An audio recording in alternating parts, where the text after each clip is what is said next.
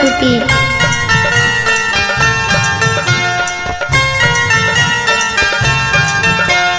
पावन करवैना पिया यो पावन करवैना हो, पावन करवैना पिया यो पावन करवैना कि पिया यो मिथिला के महान जितिया पावन करवैना कि पिया यो मिथिला के महान जितिया पावन करवैना।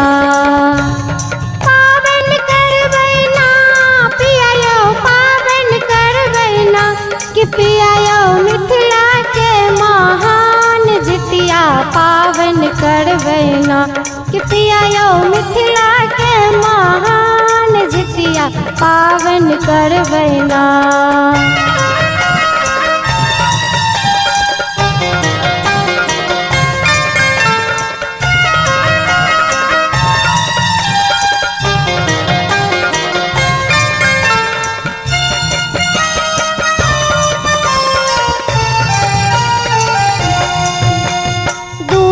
सखी मिल को पोखर में नहेबै हो, झिमनी पत पर बीध के तेल खर चढ़ेबै। दू चार सखी मिल को पोखर में नहेबै हो, झिमनी पत पर बीध के तेल खर चढ़ेबै। आनंद उठेबै ना पिया आनंद उठेबै ना हो, आनंद उठेबै ना पिया आनंद उठेबै ना।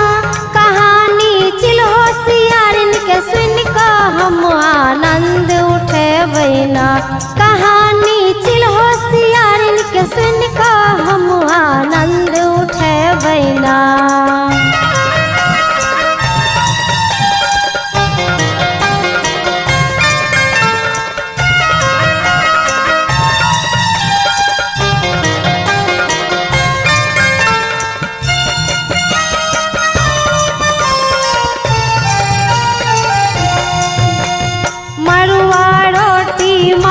बनेबै पूछी पूछी सबके खुएबै हो, भोर हरिये में बौआ बुच्ची के जगेबै, ओठगन से हो करबै। मरुआ रोटी माछ बनेबै पूछी पूछी सबके खुएबै हो, भोर हरिये में बौआ बुच्ची के जगेबै, ओठगन से हो करबै। ओकरी रखबै ना पिया यो ओकरी रखबै ना हो, ओकरी रखबै ना पिया यो ओकरी रखबै ना कि पिया यो दही चूड़ा मीठा के रखिरा ओकरी रखबै ना कि पिया यो दही चूड़ा मीठा के रखिरा ओकरी रखबै ना।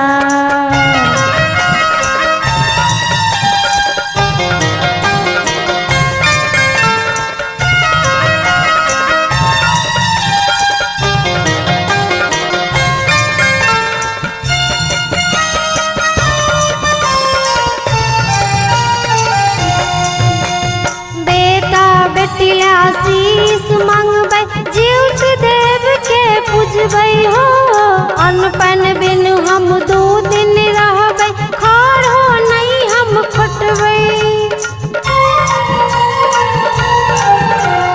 बेटा बेटी आशीष मंगबै जीवत देव के पूजबै हो, अनपन बिन हम 2 दिन रहबै, खार हो नहीं हम खोटबै।